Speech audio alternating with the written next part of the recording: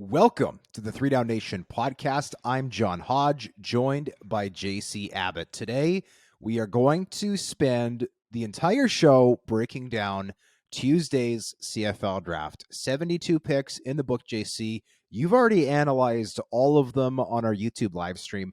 I've already written off all of them for the website, but today we're going through team by team, west to east, from BC all the way to Montreal, hopefully Halifax someday, breaking down each team's draft class, 5 minutes apiece. How pumped are you? I am fired up, and unfortunately, no Atlantic Schooners picks yet to break down, but we will hit all the other 9 franchises. Some interesting draft picks, some surprises, some reaches perhaps, but some solid draft classes as well that I'd like to get into. And there were a lot of Maritimers selected in the draft. We had Lucas Cormier, we had Aiden John, we had Reese Martin. We're going to talk about all those guys, but maybe that Theo 10th Grant there. Theo Grant, another one. Yeah, lots of them.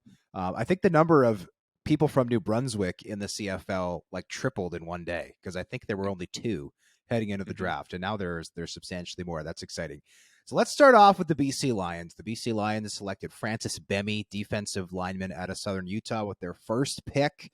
They had 7 picks in total. First 6 were used on the defensive side of the football. JC, this is the team you cover for Three Down Nation. I'd love to hear your overall thoughts on BC's draft class. Yeah, well, again, the philosophy for the Lions the last couple of years has been to add athletes on the defensive side of the ball, long, athletic, physical players that can help improve that special teams unit that has been so maligned over the last little bit. I think they did that again. Francis Bemi at number 9 does not fit a need for them because they are already loaded at that defensive end position for Canadians. But he was the best available player on the board by a wide margin, in my estimation, at pick number 9. He fell into their lap. And when you have a defensive lineman with 33 plus inch arms, that lower body, that production at the NCAA level, you can't pass it up. So he just makes the rich richer in that regard. He can be in the rotation with Matthew Betts and David Menard taking over from some of their later round picks from a year ago who filled that role. And then I really like the choice of Sirman Harrison Bagiogo in round 2 at 14, a guy who, based on talent, should have been at the top of the draft, but there's some questions about how he'll fit scheme-wise. I know we had this conversation, Hodge, early in the draft process, trying to peg where some of these guys would go. And I had mentioned, well, I think BC needs to add a corner because they've had Hakeem Johnson there for a long time in that depth role. They've been comfortable starting him on occasion at that field side cornerback spot. Now Harrison Bagiogo can come in and be that guy for them. Now, you're going to have to teach him how to tackle a little bit better, but he's the type of guy that you would build a defense around if you were going to start him. They've got some depth there with Adrian Green. They may be adding a few more free agent pieces as well in the near future. I could see this being a team that slowly transitions eventually to starting a Canadian full-time at that field side position. And Bagiogo has an upcoming rookie minicamp invite from the Kansas City Chiefs. Obviously, he could earn an NFL contract with that. So maybe a little bit of risk here for the BC Lions, though admittedly, those rookie minicamp invites rarely lead to contracts south of the border. There were some questions that I got from our listeners, viewers, readers about Francis Bemi going 9th because he was rumored to be going even with the number 1 pick. Now, I don't think that was ever the case. I think Ottawa had decided for a few days leading up to the draft that Dante Bull was the guy, as reflected in my second mock draft. That being said, I did suspect that Bemi was going to go certainly in the top 5, if at the latest at number 5 to the Montreal Alouettes, a team that he grew up idolizing. That was a shocker to me. Though that group of defensive linemen, I should say, that included not Tavius Robinson, 4th round pick to the Baltimore Ravens. He's not going to play in the CFL, likely ever. If he does, it's going to be many, many years before we see him. But the group of 4, Francis Bemi, Lake Corte-Moore, Lual Uguak, and Anthony Bennett, is a group of 4 that I think every team across the CFL probably had in a different order. Obviously, the Riders liked Lake Corte-Moore the most because they took him at 3. Clearly, the Montreal Alouettes had Lual Uguak rated higher than Francis Bemi because they took him at 7. Clearly, the Bombers had Anthony Bennett above Francis Bemi because they took him at 8. But I agree, Francis Bemi, or pardon me, they took Anthony Bennett. But Bemi at 9 for BC is very good value. I don't know where the Lions had him on their board. If he was the 4th out of those 4, well, hey, the other 3 were off the board. But my suspicion is he would have been higher because he was our highest rated of the 4 JC, though. All of them inevitably went in the first round. I like the selection of Marcus Jean Loescher, a very quick DB kind of linebacker hybrid out of St. Mary's. His father, Naughton McKay Loescher, played for the BC Lions for a while. And I also like the choice of Winnipeg native Charlie Ringland out of Saskatchewan in the 5th round. Ringland probably would have been a 2nd or 3rd round pick had he not suffered a torn ACL at the CFL Combine. So he's a player who the Lions will not have in 2023, but this is kind of a futures pick where you can get a nice value for him in round 5. The only catch is you have to wait for him for a year. But once he arrives, you're getting, again, great value for a guy you're otherwise getting in the 5th round. Yeah, by the way, I will say to our listeners, I have this on my Twitter feed. It's on a few other Twitter feeds. If you haven't watched the video of Troy Cowell, 8th round pick, 70th overall selection, get picked out of Minot State, the CFL's first draft pick out of Minot State, and I think it was 17 years. Get drafted. It is fantastic. He's in the locker room watching with teammates, family, and friends, and they go absolutely ballistic for him, going with the 3rd last selection. An awesome moment, and one of those draft moments that remind us why we love this event so much. Yeah, and especially so late in the draft, it just proves to you that it doesn't matter where you get picked, just the selection matters so much to these young players coming into the league. Troy Cowell, great flyer in the 8th round because of his size and length. If you can mold him a little bit at the professional level, there might be something there, a diamond in the rough. I also love the pick of Charlie Ringland. To me, he was, you know, near the top of my board. I think he's a future starter in the defensive backfield. He's that athletic, a guy probably more suited to safety, but could also be part of that corner rotation given his length and his speed. 33-inch arms for a defensive back is absolutely bonkers, and that's what he possesses for the University of Saskatchewan. BC has shown that they're willing to wait for these draft picks, right? They took Ryder Varga a year ago, despite the fact that he said he was returning to school, and they're going to be very happy with that decision this year, I suspect, because Ryder Varga is going to be a dominant special teams player as a rookie. Charlie Ringland in 2024 will be in that same mold. Well, and you mentioned the cornerback situation in BC. Charlie Ringland obviously has the athleticism to play that spot. One of the top testers from the combine for sure. Let's go on to the Calgary Stampeders. We're heading east, JC. First round pick, they take Cole Tucker, receiver out of Northern Illinois. They did not have a second round pick. In the round 3, they take Quadjo Bowen out of Alberta, Clark Barnes out of Guelph. I'm curious, your take on the Stampeders draft class as a whole. I think these 2 receiver picks are absolute slam dunks for the Stampeders. They needed to add some depth there. They're going to start 2 Canadians.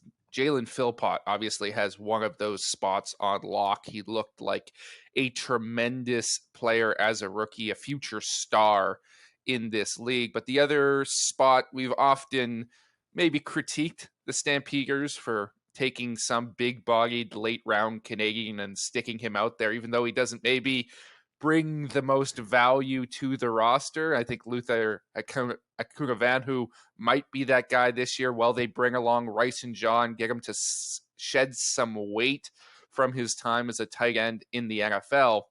But Cole Tucker can step in and start right away as a rookie if you need him to. He is that good. He is that dependable. Nice, big, physical player. Really good understanding of space and how to get open. He's going to contribute for the Stampeders. And then Clark Barnes is a little bit more similar to Jalen Philpott, right? Great athlete, can help you in the return game, maybe needs to develop a little bit more in terms of his durability and his effort level, needs to learn how to be a pro, but the talent is there, right? That is not in question, his athletic ability. Those 2 players can really help the Stampeders if one of their starters goes down next season. Well, you make a great point about Philpott. He struggled with durability as has Clark Barnes, right, at the U Sports level playing at Guelph. So if you have both of them, theoretically, you only need them both for 9 games, right? You have one play half the games and you have the other be healthy for the other 9 games. But the receiver position, I want to highlight it as well, JC, because this is a spot that has been, frankly, a sore spot, I think, for the Stampeders. They had Richie Sindani, who I don't think was a starting caliber receiver there for a while. They had Hergy Mayala, who had a great rookie year in 2019, then fell off. They drafted Travell Pinto out of UBC. He never played for the team due to legal troubles. They drafted Rice and John. Well, he goes to the NFL for 3 years. Suddenly, this is a group that I see as not only being no longer a detractor for the Stampeders, but this is a group that I think is one of the best receiving groups in the CFL. You've got Jalen Philpott, who I hope will take steps in year 2, because, man, he looked good in year 1. And then you add in Cole Tucker, you add in Clark Barnes, and then you also, as you mentioned, Luther Hakanavanu, who's been impressive out of York. That group of 4 is a really solid group. And then Rice and John, obviously, coming back from the NFL at 250 pounds, 6'7", he can create some wild physical mismatches on that offense. So I'll give the Stamps credit for that. Also, Sebastian Howard, I'll throw him out as well. Converted receiver to tight end, 6'5", 220 pounds, runs a 4.8. Though he's probably a good candidate to send back to school, he could be somebody who also causes some mismatches for opposing defenses. 4.71 at the Invitational. He was slower at the National, which is that Yeah, wow. 4.8 that you're listing off there. That's crazy. You think about him and Rice and John, they can play basically the same position, right? With their height Yeah. and their size. You probably want to bulk up Howard a little bit more over the next little bit, help him with that diet and nutrition that he's struggled at with a student budget for St. Mary's, but certainly sky high potential. There's some nice picks for the Stamps as well along the defensive line. I really like Quadjo Bowen. I know you do as well. Hodge and Ryan Leager, I thought, was a very underrated player throughout this draft process, really technically sound at defensive end. But the big one that jumps out for me is a potential name to keep an eye on is Campbell Fair, the kicker from the University of Ottawa, simply because we've seen the Stamps make these selections in the past, trying to prepare themselves for the eventuality that Rene Perriers will retire at some point. We know he's coming back this season, but it's been floated out pretty consistently over the last number of years that he may be done in the near future. Campbell Fair needs to improve his accuracy a little bit, but he's gotten better at that every single year he's played. But huge leg, hit a 55-yard game winner last year against Laurier. That's tied for the 3rd longest field goal in U Sports history. So you know he has the leg talent to contribute at the CFL level if he gets the right coaching. As we've seen, Calgary's special teams unit, the best in the business for a long time.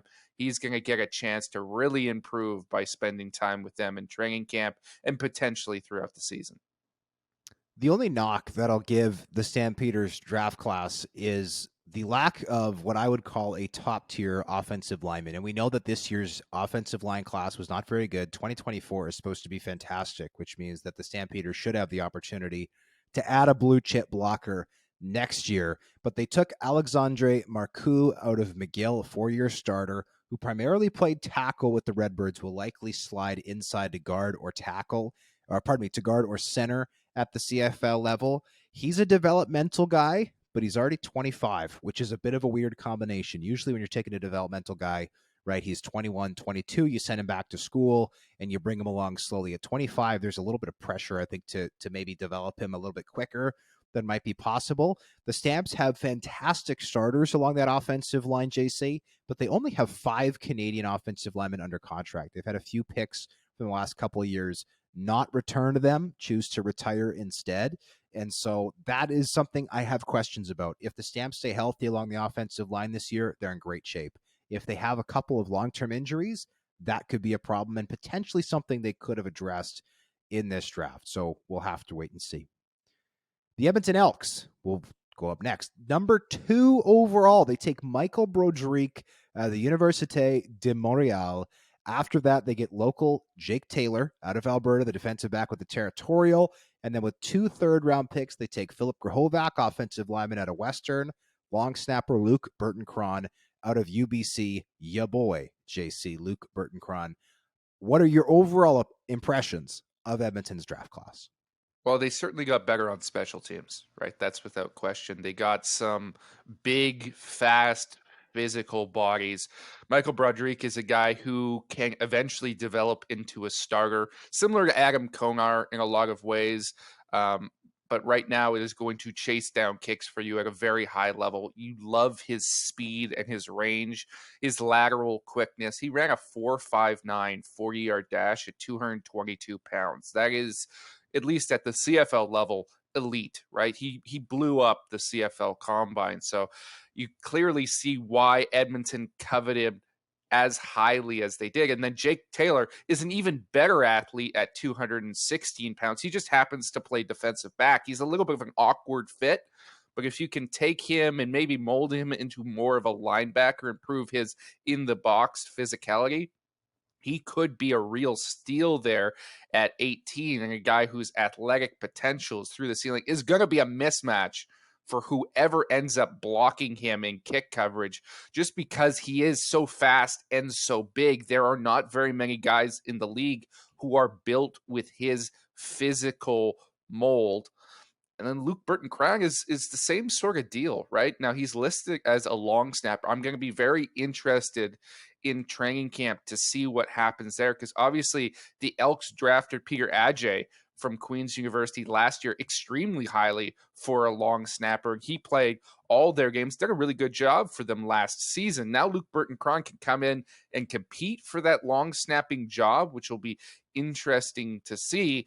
But he's also super athletic that he can play other positions. He can contribute at linebacker. He can contribute at defensive end. He can run down in other spots on special teams. So he's not a wasted pick if you prefer to go with Ajay next year as your snapper. He's going to contribute regardless with incredible length and size and athleticism. So this versatility that the Elks have added at the top of the draft is really going to help them in multiple phases of the game. Yes, and Edmonton's special team units for the last couple of years have been somewhere between bad and terrible. Let's just be quite honest. Their cover teams have not been good. Their return teams have been very poor. So getting Broderick, getting Taylor, getting Burton-Cron, guys who day one are going to be impactful on those units is a good thing. We also know that Kevin Francis, who the team signed as a free agent to help with those units, is currently in a bit of a contract dispute. That's probably understating it with the Elks.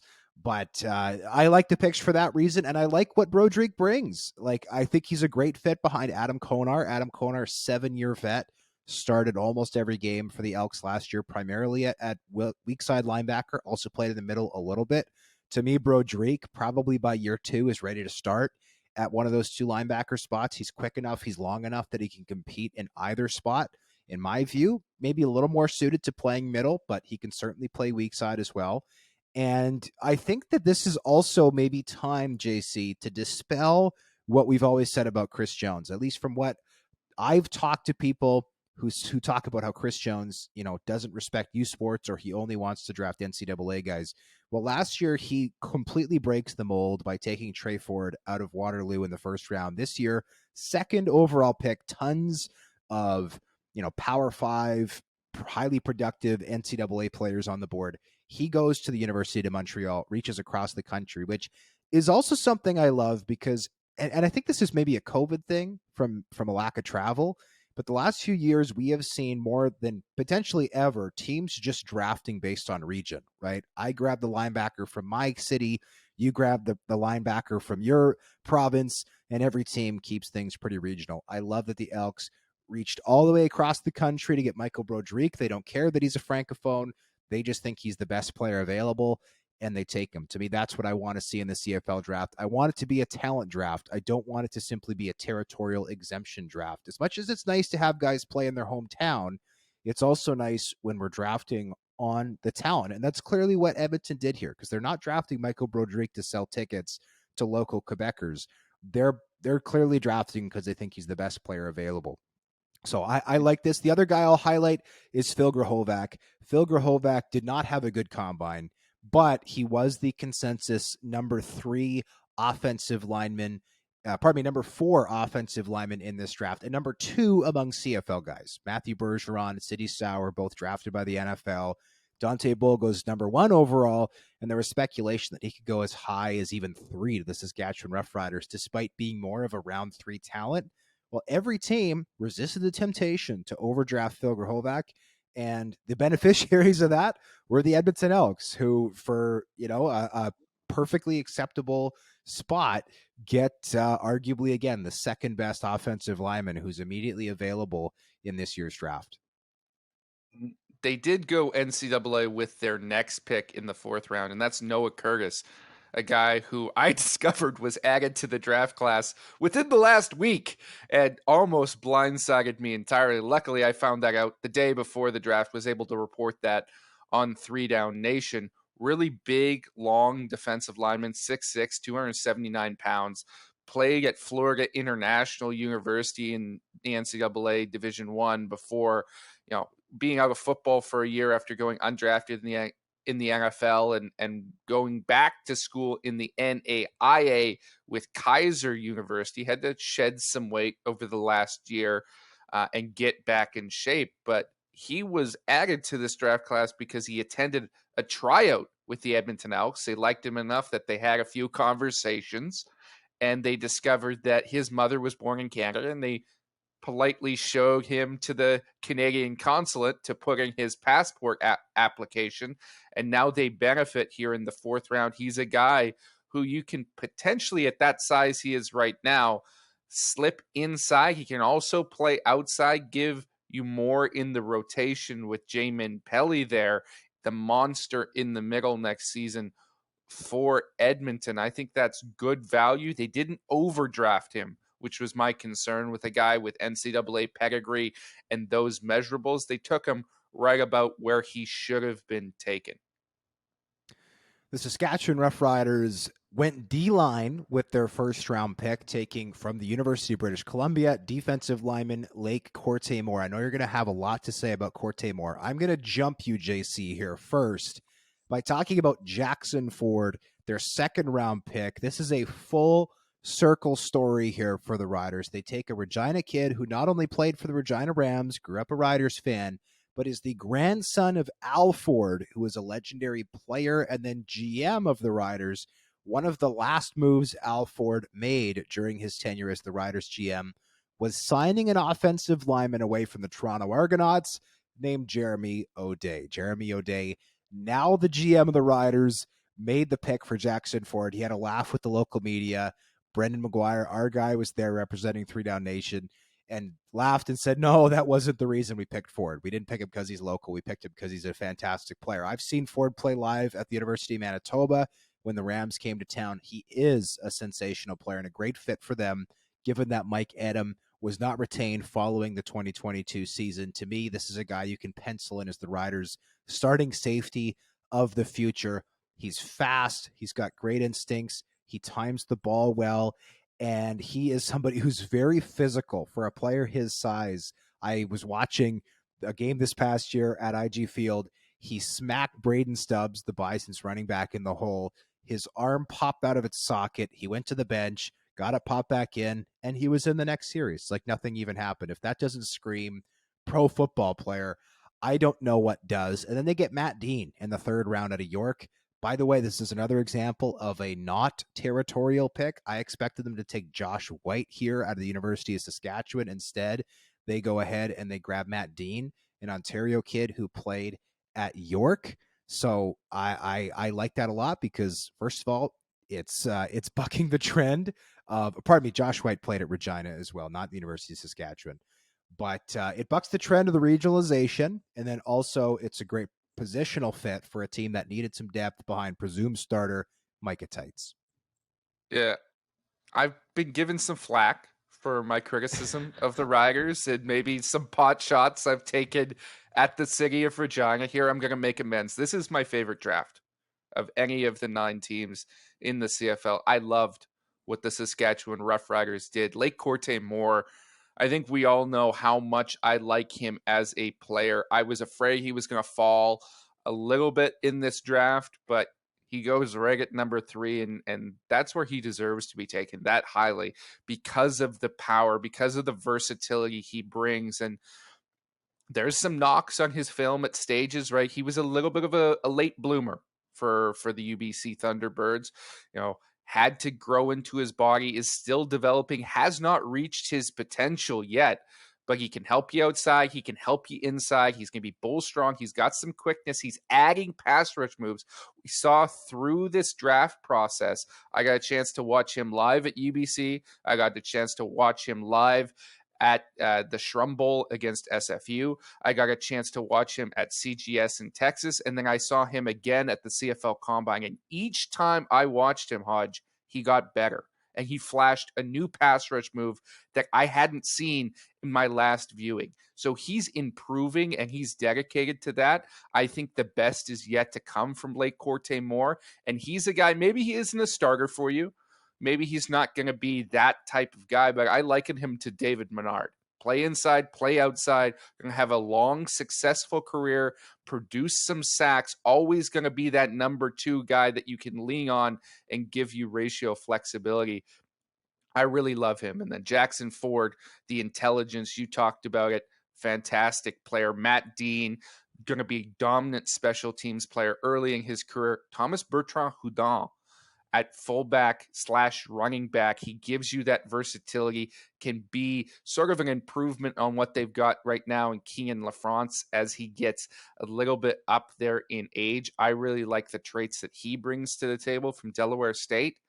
And then the best pick in the draft, or the highest value, I should say, is somehow Evan Florin from Queens fell all the way to pick 57. He's a guy I had right behind Phil Grahovac on my offensive line rankings. I loved his lateral quickness and agility. I'm not sure what caused him to fall as far as he did. All of these linemen had some pretty severe flaws. It was not a great class. To me, there's no logical reason on tape why Florin deserves to be pick 57 and Grahovac deserved to be pick 20. That doesn't make sense to me. The Riders needed offensive line help. The value wasn't there at the top of the draft. They get a great player falling into their laps here. I think that's a steal of a pick. Yeah, this is something that I wanted to talk about because I had Florin going in the first round of my mock draft, and that was really the only pick I 100% completely whiffed on. I look back at my mock today. I'm talking about my second mock draft. My first mock draft, I got 6 of the 9 players in the first round correctly. I'm not saying I got them all with the right pick, but my first mock draft that happened before even the combine, 6 of the players I put in the first round ended up going in the first round. And Jared Wayne, who I originally had going in the first round, only didn't because he signed with the NFL's Houston Texans. On my Tuesday mock draft, my 2.0 mock draft, I was within 5 picks of the correct pick on 20 of 27 that I mocked, and I was within 8 on 24 of the 27. So I had 3 misses that were kind of outside of a round, which I don't like having. Those are too big for my liking. Obviously, the goal is to get every pick right. Not that that's possible with 27 picks in this draft, but the one that I really, really, really whiffed on was Evan Florin, and I'm going to spend the next week talking to sources trying to figure out what did I miss about this kid, because I thought the same as you. He's probably a 3rd round pick from a talent standpoint. The value of O lineman means he's probably going to go around 1-2 because someone's going to overdraft him. And not only did he fall to 3 JC, but he fell to 4, and then he fell to 5, and then he fell to 6, and then he fell to 7. And that was shocking to me. I thought there were a lot of offensive linemen who weren't as good as Evan Florin, who went before him. So for a team like Saskatchewan, whose offensive line needed help last year, talk about great value. And honestly, as much as I'm sure Florin is disappointed that he didn't go sooner, what a great place to end up. Because there's, if you gone to a team like Toronto, a team like Montreal, like teams that are just absolutely loaded at the Canadian O-line spot and have, 11, 12 guys in front of you, suddenly you're going to a situation where you're like, hey, if I show the coaches what I can do and I show that I can improve, I might only be a year or 2 away from starting. And that's a good place to be. The Winnipeg Blue Bombers chose Anthony Bennett out of Regina with the first pick in the draft.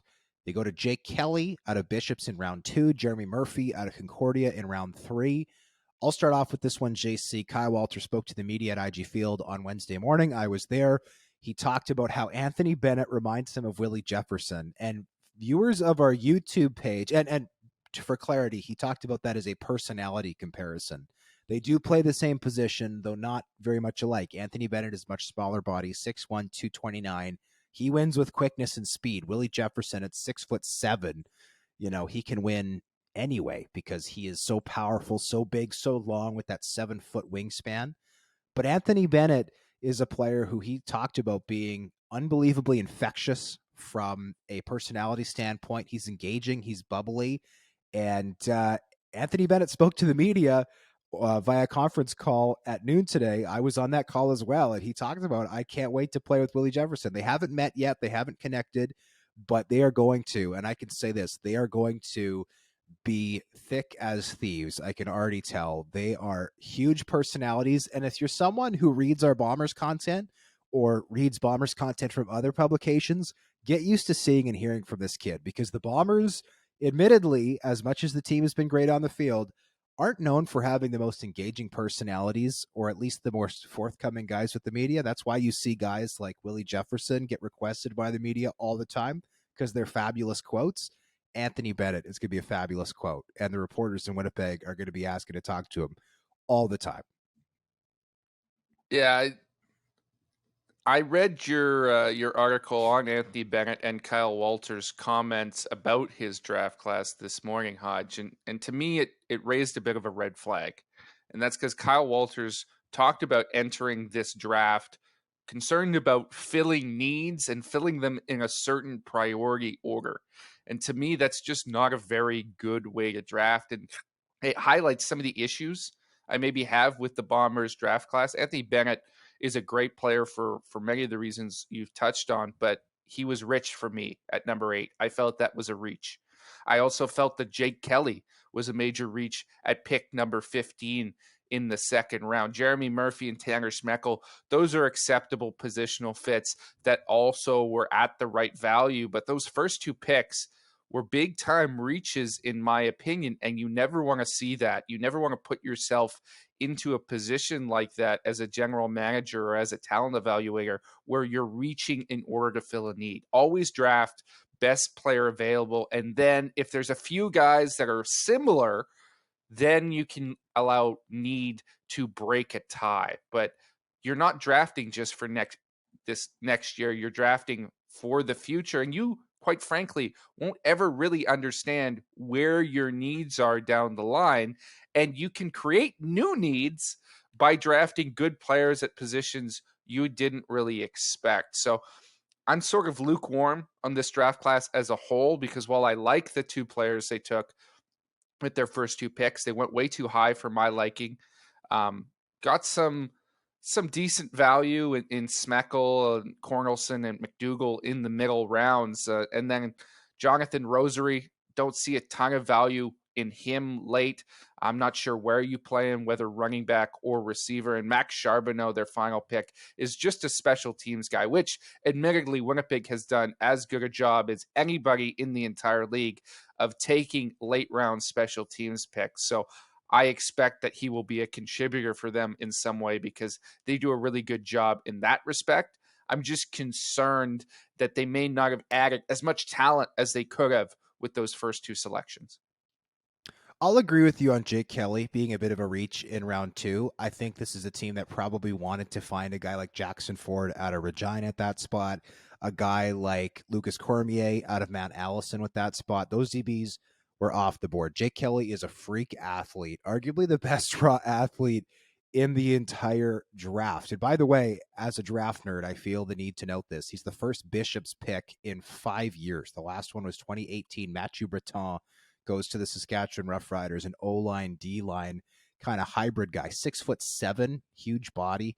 One of the most frightening players I've interviewed at the draft. And I don't mean that in terms of his personality, just in terms of how physically large he was. I'm 6'2". I do not feel short next to many people. I felt very short next to Breton. But getting back to Jake Kelly, I know Walters talked about how DB coach Jordan Younger was really impressed with how he is able to time the football from his safety position at Bishops. He did say that Kelly can be a sloppy tackler. He needs to hone that skill and refine that skill. He is guilty of being one of those DBs who sometimes just tries to kind of torpedo receivers in their legs rather than actually making a form tackle. But Walters did say that Kelly does like to get physical. It's not that it's a fear of physicality that stops him from doing it. He just has to learn the technique, which he can do at the professional level. I will strongly disagree with you about Anthony Bennett. I think Anthony Bennett, his pro comp is Kwaku Boateng. Boateng came out of the draft at 6'1", 233. Bennett is 6'1", 229. So they're basically the exact same size. And Kwaku Boateng has been able to rush the passer just fine with his current frame. Anthony Bennett tested better than Kwaku Boateng did. He was more productive at the U Sports level than Kwaku Boateng was. And he's 26, which I know you don't like, JC. He had this very long college career. He played 5 years at Florida Atlantic, 2 years at the University of Regina. He thinks it's an advantage. He told us that at the combine, that he's a mature guy who's going to come in and be ready to go. He's not going to be nervous. He's not going to be a wallflower. He's going to be somebody who seamlessly makes the transition to a pro locker room. And Kyle Walters, I don't think he didn't go as far as to agree with that. He didn't say it's an advantage, but he said it's good that Bennett feels it's an advantage. And he also said he doesn't perceive it to be a disadvantage because he said, we're a team that's looking to win now. And it's clear that the Blue Bombers, as much as that mentality I fear is going to catch up with them in a year or two, where suddenly they have to completely destroy their roster as everyone ages out at the same time and the team's going to take a huge step back in the West Division, that assessment is right, at least for right now. You are the best team in the CFL. You've been the best team in the CFL for the last 3 years. You've won 2 Grey Cups. You've been to 3. Why not add a player in the draft who's going to immediately be an impactful pass rusher? Let's not forget. This is a team that lost Jonathan Kongbo to the NFL, who is a key part of that defensive rotation. They never were really able to replace him. So Anthony Bennett becomes the new Jonathan Kongbo as a rotational player along Richie Hall's defensive front. I think he's going to be highly productive, JC. I think he's going to make you eat your words. And for what it's worth, Bennett remembers talking to Mike O'Shea at the combine. O'Shea loved Anthony Bennett, but said, look, kid, I don't think you're going to be there when we pick at 8. But if you're there, we'd love to take you. And so evidently the Bombers thought he was going to go much higher than he even did at 8th overall. I hope I'm wrong. I just find there's a little bit of delicious irony here. This is a team we've often criticized for not getting younger every single year, simply getting older. So now they're just taking it the next step and drafting grown men who are older than I am in the first round of the CFL draft. Well, Personally, I would have rather gone with pick number 8 with Lucas Cormier or Jackson Ford, maybe a little bit of a reach, but not much, and then come back in the second round. Heck, you could have taken Aiden John, who I think has a higher ceiling than Anthony Bennett does because he's younger and he has skills that you can develop. When you're Bennett's age, it's you're a more polished product right now. You just don't have the same developmental upside. And Kwaku Boateng, the comp, is a good one, but Boateng was 22 and he was able to add weight. The Hamilton Tiger Cats are up next. This is a team that had the fewest selections of all 9 clubs across the CFL. They only had 6 picks and only one in the top 30, or one in the top 28, I suppose. They had the 29th pick in the 4th round. With their top selection, they take Dayton Black out of Saskatchewan. This is a player we've talked about before, but I think it bears repeating, JC, because his journey to the pros is unprecedented, I think, to say the least. Yeah, I mean, this is a kid who was a high school quarterback at 6'5", 250 pounds at that time, and not just a high school quarterback, a record-setting high school quarterback, set the single season passing record for Winnipeg high school football, and then went to the University of Saskatchewan. There were teams in U Sports that thought he could play quarterback at that level. He was that good, but Scott Flory saw himself an offensive tackle, and he was right. And he brought him along slowly. He spent 1 year on the defensive line, and then a few years sitting behind Noah Zur, who, of course, went last year to the BC Lions, got his first chance to start this season, was a Canada West All-Star at left tackle. And I know some people will look at our offensive line rankings and they'll say, well, he was rated below Phil Grahovac and he was rated below Evan Florin on our rankings. I think that's a little bit deceptive because I had serious considerations about placing Black as the first offensive lineman behind Dante Bull. I opted against it simply because he's not there yet, but he has undeniably the highest ceiling of any of these prospects. And I think maybe even a higher ceiling than Bull in the fact that he's still learning the game. Right. He has the ideal frame. He has all the traits you're looking for to potentially be a ratio breaking tackle, but also to move inside to guard if he can thicken up his lower body a little bit and add a little bit more bend in that capacity. It's going to take him a season or two, but Hamilton's in a position where they don't have an immediate need for a starter, right? They've got a good group of offensive linemen, a very highly paid group of offensive linemen, which is going to cause them problems in a couple years' time as these contracts expire and guys are looking for new deals. They needed to replenish their depth with somebody, but they could also take a guy who doesn't have to be ready year one. He can be ready in year 2 or year 3 to step in. They can develop him behind Chris Van Zyl and get one of the best Canadian tackles in CFL history to teach him how to play that position because Dayton Black has all the skills you look for to be that guy. And I don't think the Ticats had much of a choice here. When you've traded your way out of all of these picks and you only have one selection in the top 28, you need O lineman, you got to go there. I think that this is a reach, to be perfectly honest. That's no disrespect to Dayton Black, who, as you laid out, JC, could develop into a ratio breaking offensive lineman. But a guy like him would usually go in round 3, right? A kind of boomer bust tackle prospect. He's only started 1 year at the U Sports level. All due respect to Saskatchewan, which has become an offensive line factory, that's not a lot of games for a guy who you're taking 6th overall. And this is why you need to hold on to your picks, right? I'm not saying that the Ticats trades were bad to get rid of the selections, but what I'm saying is when you do that, this is the other end of it, where you go, okay, this is a kid we could potentially get in round 2, maybe round 3, but we can't not get him, so we're taking him at 6. After that, I was really interested with how the Ticats basically just double down on getting special teamers. Patrick Burke Jr., Robert Panabaker, a couple of DBs, who might be able to contribute in like a very depth kind of way behind Tunde Adeleke and Stavros Katsantonis, two guys who I think are, frankly, two of the best Canadian DBs in the entire CFL. But guys who I think they're hoping to turn into the next Mark Beswick, guys who are, U Sports DBs who become, rock star special teamers at the next level. Reese Martin is the other guy I'll highlight in the 4th round. I think that's good value out of Mount Allison. 6'3", 278, a big body in the middle, but a guy who wasn't maybe as productive in the AUS, a weaker conference, as scouts wanted to see. So I think that's a great value for round 4 to get a guy who's got all the physical tools and say, okay, now can we coach him up to be that next best thing? Because as you said, JC, Ted Laurent's not going to play forever. I feel like we've been saying that for 5 years now. Like, oh, well, Ted Laurent's going to retire soon. And it never seems to happen. I know you guys were making jokes about that on the live stream last night. But yeah, to me, this is probably the weakest. You said the Riders was the best. To me, this is probably the weakest class. But that is more of a reflection of the limited number of picks, I think, rather than the picks that were made. And again, the Ticats got assets back for those picks, which should be considered as well. But when you look at the 9 draft classes, this is the one that to me maybe has the least impactful group outside maybe of the one we'll talk about next.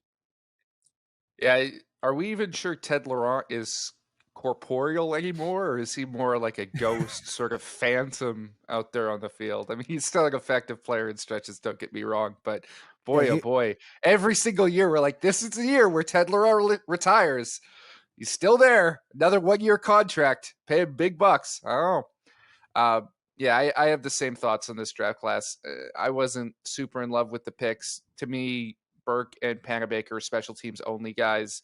Martin, there's upside there because of his length. And then Josh Heyer, I think, depth defensive lineman, not a very high ceiling, but somebody who, is functional and physical enough to play inside or outside, maybe some depth there. The pick that I want to highlight is their final selection, because it's my favorite selection that they made, and that's Caleb Morin, the receiver from the University of Saskatchewan. I think this guy is much better than an 8th-round pick, and I wouldn't be surprised to see him stick around in some capacity. Maybe go back to school and then come back a year from now and make a roster, because he's limited by his speed, but he's a great route runner. He's got great change of direction ability. He's super smooth, and he separates despite the lack of speed. Good possession target. Guy who's got good size and length for the position. Had a difficult collegiate career at Saskatchewan. Walked on with the Huskies, was not a top recruit. Didn't see the field much for the first few years, and then suffered a few injuries. Really was not productive at all before this season, when he broke out and put up 750 yards in a prolific passing offense, and was sort of the safety blanket for quarterback Mason Nias. We've seen the Ticats add some receiver depth over the last little bit. Obviously, they've got Tyler Turnowski, Keandre Smith, who have contributed there. They've signed Richie Sindani, Chris Osikusi, and also Levi Noel. But Caleb Morin is a guy I like better than a couple of those players. And I think he can come in, and if the Ticats eventually shift down the line to 2 Canadian receivers, he'll be a nice depth piece that they can fall back on. The Toronto Argonauts did not have a first-round pick. They traded that in order to get linebacker Jordan Williams from the BC Lions, a former first overall pick. Their first selection didn't come until 16th overall, when they punted. They took a future at this selection, taking Jared Wayne out of Pittsburgh. JC, do you think this is a pick worth the risk? I don't personally. And part of it's because of the Argos positioning, right? If you don't have a first round pick, and this is your first pick in the draft at pick number 16, you have to make it count, right? You cannot draft exclusively for the future. You also have to be cognizant that you could go into training camp and all of a sudden have a bunch of injuries and have needs now, right? It's always better to add pieces. Now, Jared Wayne, if he comes to the CFL, I think becomes the league's best Canadian receiver. I am that high on him. But I am so high on him that I think he sticks with the Houston Texans, right? His route running ability, his physicality, his size. I think he's a guy who ends up either making the practice squad or making the back end of the roster and sticks around for at least a few years. I wouldn't be surprised if he saw the field with the production that he put up at Pitt. So this is a very risky gamble for the Toronto Argonauts, and it's especially risky when you don't have the draft capital to be able to add other pieces to compensate for that. Right now, somebody might argue that the Argos have great Canadian depth, and that's true. But that's something we said a few years ago about the Ottawa Redblacks, right? After they had won a Grey Cup, and how great their Canadian depth was. And at that time, the GM, Marcel Desjardins, decided to take a future-only approach to the draft. He's like, we didn't need Canadian talent now. And within 2-3 years, it had all fallen apart, and he was out of the job. Right. So as a GM and as a scouting staff, it's imperative that you add talent that can help you right now. You can't take a futures only approach. And unfortunately, I think the Argos gambled a little bit too much with taking Jared Wayne with their first pick at number 16. So just to be clear, what you're saying is everyone in Toronto is going to get fired. That's That's not what I'm saying. I'm saying they're taking a big risk. They're taking a big risk. And I love that staff there in Toronto. Do not get me wrong at all. And they've had some great draft picks in the past. They've added, I think, some decent players at the back end. But really, you could have added an impact piece at 16. And if Wayne never comes to the CFL, that's going to look like a big miss. It really is. Now, if he does come to the CFL, if I'm wrong and he doesn't make the Houston Texans, then all of a sudden the staff in Toronto looks like geniuses and I'm eating my hat, and I'm comfortable with that because that means I get to watch Jared Wayne play football in the CFL. And that is very exciting to me because he is a damn good football player. I think what you said is fair. I will agree. This to me is closer to the bottom. But again, in terms of the draft classes, this is one that did not have a top 15 pick. And when you don't have a top 15 pick, that's an issue. They drafted Adam Gilmet out of Holy Cross, the long snapper, in the third round. He is a sensational long snapper. The issue is he's a long snapper, which is obviously not the sexiest pick to make in the third round. That is a pick based on need. Spencer Nichols, I think, is a nice kind of utility ad, a guy who's got some upside as a pass catcher and as a runner, but is going to make his living blocking and on special teams. And then I liked the addition of Edouard Paradis and Anthony Vandal, two offensive linemen in rounds 5 and 8, respectively. Neither of these guys were among our top 5 offensive linemen. It was already a pretty thin O-line draft, but I like the idea of getting two guys late. I know Vandal has some U Sports eligibility left, so he's easily a guy who you could send back to school. I know that some guys drafted out of the NCAA. I think like from last year we saw was it oh, I'm blanking on the name. This is going to kill me. But we saw a couple guys in U Sports, UBC, the safety. You know what I'm talking It about. was Zach Herzog. Zach Herzog, exactly. So we've seen NCAA guys do that, where they get drafted in the CFL and then play U Sports for a year. And for a team like Toronto, which I will go on the record as saying I think overall has the best Canadian talent in the CFL right now, can afford to do. So no, not the best draft class of the bunch, but if you again imagine Jordan Williams as being part of this class, which they essentially got right for their first round pick. I like it as a group, though. Again, it's among the weakest here when you just look at the selections that were made on Tuesday. The Two Ottawa Red names Blacks.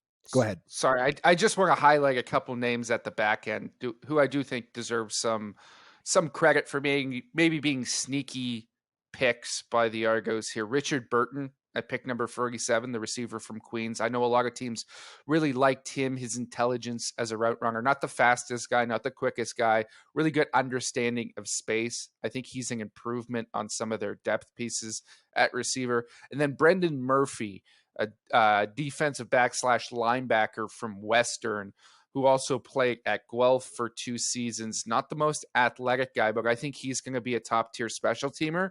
He falls to pick 63 because he's currently battling an ACL tear and he will not be ready until September. So you're sending him back to school. He's a futures pick of a sort as well, but a guy who I really like in terms of being a punishing downhill hitter. I think they added value there with that selection. The Ottawa Red Blacks got the entire draft kicked off with the selection of Dante Bull at first overall. My original mock draft had Jared Wayne going 1. He obviously dropped as a result of signing in the NFL. By the way, in case we didn't say this number earlier, I don't think we did. He got over $200,000 guaranteed from the Texans to sign with them. To me, that is assurance that the team really likes him. As much as no, he was not picked in the draft. To me, that is, especially for a team that's developing, a team that doesn't have a lot of offensive weapons, that's a good place to be if you're Jared Wayne. That's top tier UDFA money. Not a That lot is of guys will get more than that. absolutely. That is true PFA. And PFA, by the way, stands for priority free agent. In other words, the very best players who are still available after the draft is done. So yeah, you're really rolling the dice by taking Jared Wayne in this year's draft. But Dante Bull went with the first overall selection out of Fresno State. Born in Victoria, BC, played for the Belmont Bulldogs in high school, played for the Fresno State Bulldogs at the college level, will now be playing for the Ottawa Red Blacks. But he's a player who was only available because he suffered a broken leg partway through his final season at Fresno State. He is not fully healthy, but I don't think he's far away. He's 6 months post-surgery at the moment. My sources tell me he's probably going to miss about the first month of action, but he is going to play in 2023. And again, this is a player you're getting likely because of the injury. If he was healthy coming out of college, he would probably, he would certainly at the very least be a rookie minicamp invite for an NFL team. If not, he would have signed with a team as a UDFA alongside Jared Wayne and Jonathan Sutherland. So, JC, your take, is it a good pick? Is it a bad pick? Yeah, I think it's a good pick simply because of the value of what Bull can potentially give you, and that's a starting Canadian right tackle, right? This is a massive, massive man, right? Arguably, in some cases, too massive. He's got sort of a weird body shape, skinny lower body, and then massive up top, sort of built like an upside down bowling pin. But a mauler in the run game can absolutely dominate people at the point of attack because of his size. There's some questions about his foot quickness, and that is a major concern for me, especially with his body composition. Is he going to be able to handle speed at the professional level? Because it gave him some troubles at Fresno State. It really did. But he makes up for it with length. He's got almost an 84-inch wingspan. And for the uninitiated, what that's going to give you is added, reach and extension to be able to move defensive ends around the outside of the arc and push them past the quarterback. Even if he's a half step behind them, he's got that length to be able to get that last shot off and keep Jeremiah Mazzoli upright. So a guy that could potentially be a ratio breaker for you at that position, and you already drafted a guy a year ago in Zach Pelahos, who I think has some versatility as a tackle as well, perhaps provides some depth there. Dino Boyd currently penciled in as the starter, but I'm not sure he's the type of guy that you say is absolutely locked in at that position. If Dante Bull can come in, get healthy, and prove he's a starting caliber tackle, that's an excellent pick at number one because it allows you to go with 4 Canadian offensive linemen up front, which is so impactful for the ratio. I think he has tremendous upside for Ottawa. And this is a team that selected Zach Pelios. Everyone says Zach Pelahos. It's Pelios with the second overall pick in last year's draft, who is going to get the opportunity to compete at tackle as well. That's something CFL teams have been struggling with, is with the USFL, with the XFL, larger practice rosters in the NFL. There are very few offensive tackles out there on the street. So if you could take a spot that, maybe 5 years ago, it's like, okay, there's 5 Americans on the street who could maybe fill this job for us. Well, now if there's none, why not make it a Canadian spot? And Dante Bull is the only player in this draft who in the near future could conceivably start at offensive tackle. The only other one who I think could ever start at offensive tackle is Dayton Black, who, for the reasons we've laid out with the Ticats, is going to be a few years away from being able to do that, if ever. He is a project. Dante Bull is not a project. Dante Bull, 33 starts at a Power 5 school, played against some exceptionally talented players, started against Kayvon Thibodeau in 2021 when Fresno State played Oregon. For the uninitiated, Thibodeau was the 5th overall pick in the 2022 NFL draft to the New York Giants. Bull, by the way, had a good game against him. So I like this pick for Ottawa. I also really like Lucas Cormier in the second round. The Red Blacks are not a team that really needs DB help, but Cormier popped at the combine. He's a big-bodied kid, good cover skills. He's fast. He's going to be great on teams, really good depth at that defensive back position. James Peter, they go local. They get a linebacker he's only 5'10", which I thought might hurt him in the draft. It didn't. He still goes 12th overall. And then you mentioned Aiden John earlier as a guy who's got really high upside. They get him at 19 out of St. Mary's. He was a physical freak at the combine, 6'3", close to 250 pounds. And I think he leapt 35 inches in the vertical jump. I think he's only played about 15 career youth sports games, but he's a guy who could really develop into a pass rusher off the edge. And for a team that's got Deshaun Stevens in the building, that's got Kenny Onyeka in the building, right? Canadians, Nigel Romick, who have some experience rushing off the edge. I like the addition of John as a bit of a project there. Yeah, I think this draft is almost the reverse Winnipeg Blue Bombers. We talked about the Bombers maybe reaching for positions of need. There's a lot of picks here where Ottawa just doubled down or added depth at positions where they were already strong because it was the best player available at that spot. And as a result, I really like their draft class. I got no critiques here all the way down. I thought they added great players, people who can contribute on special teams. Now, as a result, I think they're going to have to send some guys back to school or cut some very good players in training camp. But that's a position where you want to be as a CFL team, is having too many good players. That's a good problem to have. And you think about James Peters and and Josh White. Those are taken in the opposite order that I had them ranked, but two exceptional linebackers who bring special teams value. Aiden John, I think, is fantastic as a player. Really like Daniel Perry as a receiver. Him and Daniel Oladejo are going to add some much needed depth in that Canadian receiving core for the Red Blacks.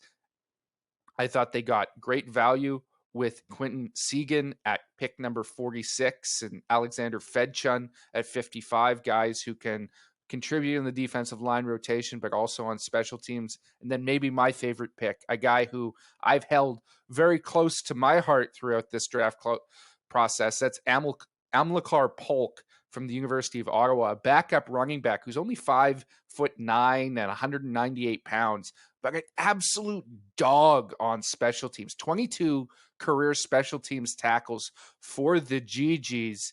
You know, he's going to have a tough time because of his size at the CFL level, but in round number 7, you're adding a guy who has specialized in that area of the game and who is a high character local player. That's a fantastic addition for the Red Blacks.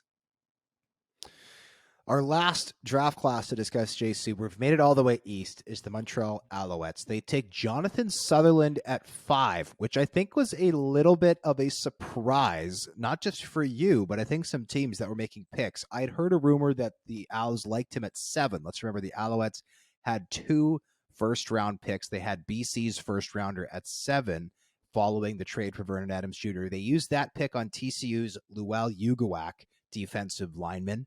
Your take on Alouettes' top 2 picks in this year's draft?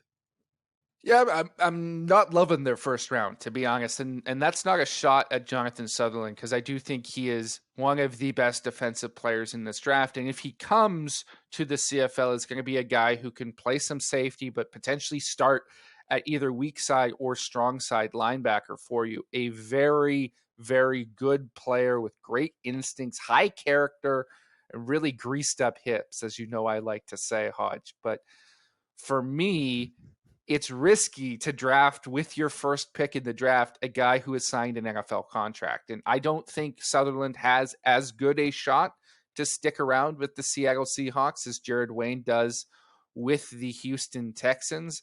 But he's certainly a guy you're going to have to wait at least half a year on.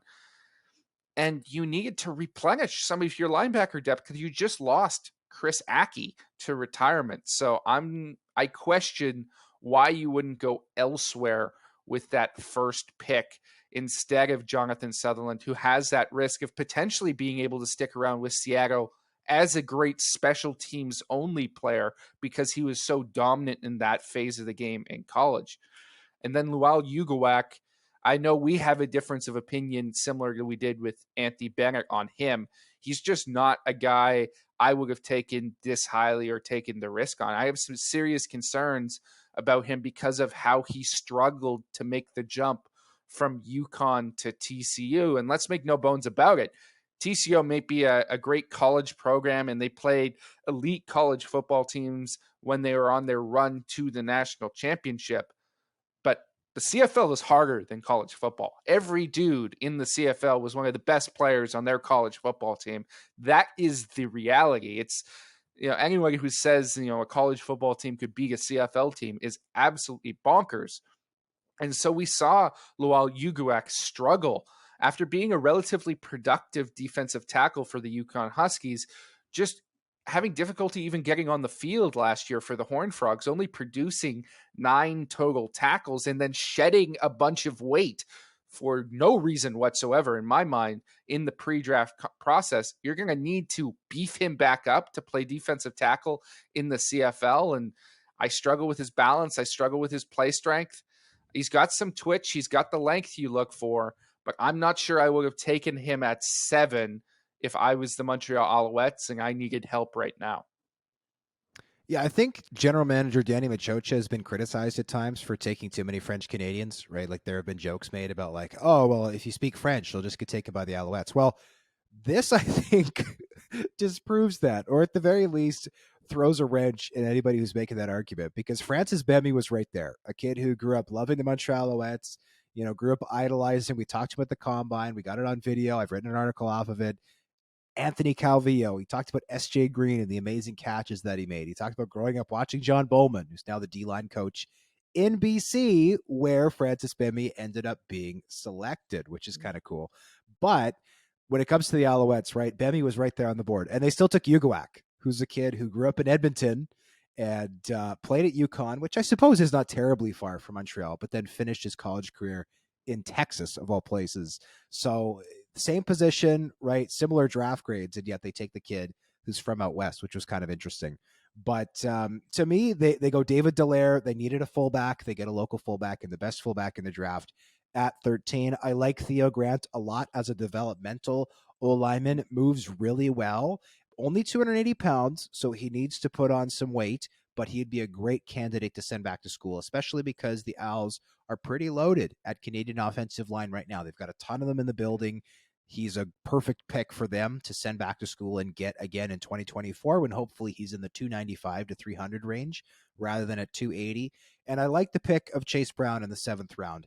Is he going to play in the CFL? Highly doubtful. But if he ever comes to the CFL, getting him for a 7th round pick is laughable. And unlike some of the other Canadians who we saw taken in the NFL draft, where O linemen, D linemen are highly coveted down south, running back is arguably the most I would say disposable position in professional football.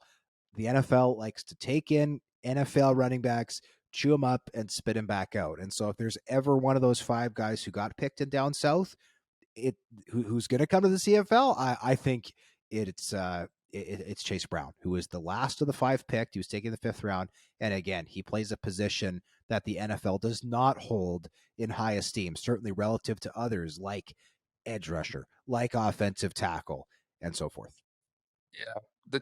The 2 picks that I really like are a couple that you didn't highlight. David Dallaire, of course, really nice, versatile H-back who needs to build on his frame. But I almost like Jacob Mason from McMaster a little bit more as a true fullback. I think he'll be a guy who can potentially, within a year or so, supersede James Tuck and Alexander Gagne in that role because of how physical and nasty and mean he is as a blocker and what he does on special teams. I like a lot of his demeanor and what he takes to the field with. And then their final pick, and this is another one you mentioned, Troy Cowell, back when we talked about the BC Lions in our first segment and the reaction to him being drafted. Well, we saw the same thing here with their 68th overall pick for the Montreal Alouettes, Maxime Lavallee from Laval, a guy who is undersized. He's 5'8", 190 pounds, but a really damn good football player, former RSEQ Rookie of the Year, multiple-time RSEQ All-Star, and a 4-year starter at safety for that program. Extremely twitchy, great athlete, and reckless with his body. He will throw himself into contact without any concern for his own personal safety. If anyone can exceed the limitations of his size, it's a guy like Lavallee. And to go to a local team, to be able to have that moment with your family where you hear your name called and everyone is celebrating around you. It's truly one of those special CFL moments. And I was glad that video was shared online just to show it to people, because I'm rooting for Maxime Lavallee to have success with the Montreal Alouettes. All in all, JC, it sounds like your favorite draft group was Saskatchewan. Your least favorite class was Hamilton. Is that fair to say? I think that's fair. Hamilton and Toronto are fairly close for me. I wasn't in love with either of their drafts. I don't think they're necessarily bad drafts. They're just not as good as everyone else's. They didn't add as much value. Part of the reason why is because they didn't have premium picks to add top end talent. They were a little bit limited in that regard, so you can let them off the hook. I think my 2 favorites, Saskatchewan would be number 1, and then Ottawa number 2. I really liked what both of those teams did yesterday. Okay, yeah, you took my top. I was going to say Ottawa is my top. But again, Ottawa did obviously have a big advantage given that they had 6 picks in the top 25, including 4 in the top 17, 5 in the top 19. And obviously they got the number 1 pick, which is, or at least is supposed to be a big advantage. Now, let's say this too. We've been critical of a lot of these prospects on this show, on the live stream, and our coverage leading up to the draft because that's our job. But if you are a prospect listening to this podcast, or you are the family member or a friend of a prospect listening to this podcast, I want to say, first of all, if you've heard us say something nice, congrats, run with that. If you've heard us say something critical, I invite you wholeheartedly to prove us wrong. Use it as motivation. Get out there and work, because at the end of the day, as we've seen year after year with first round busts and late round gems, there are fantastic CFL players who have gone late or unpicked, and there are lots of guys who go first overall or first round or top 20 and never do a thing in this league. So the draft is over. Where you got picked no longer matters.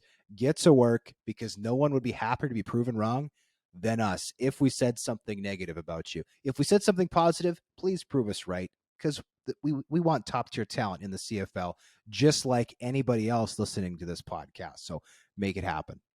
Yeah, I completely agree with you, Hodge. It's not what happened yesterday, it's what happens next for each of these players. And even the ones I'm critical of, even the ones I thought went a little bit too high, they have a trait or they have a talent that made that team like them that much. And that's very real, right? And we can point to the flaws, and everybody has them. But if you can lean on your strengths and you're in the right situation with people who believe in you and put you in the right system, anything is possible. And I hope that in 2 years, I'm discussing Anthony Bennett and Lawal Uguak as the two best defensive linemen in the entire CFL, because they made me eat my words. I really do truly hope that that is the case, because I'm rooting for every single one of these Canadian-born players to have success at the next level. We thank you, as always, for listening to the 3 Down Nation podcast. We'll be back next Wednesday for another episode, which also happens to be the day that rookie mini camps start. That is right. We are that close to the start of the CFL season. So we'll see you then for our next episode. Take care.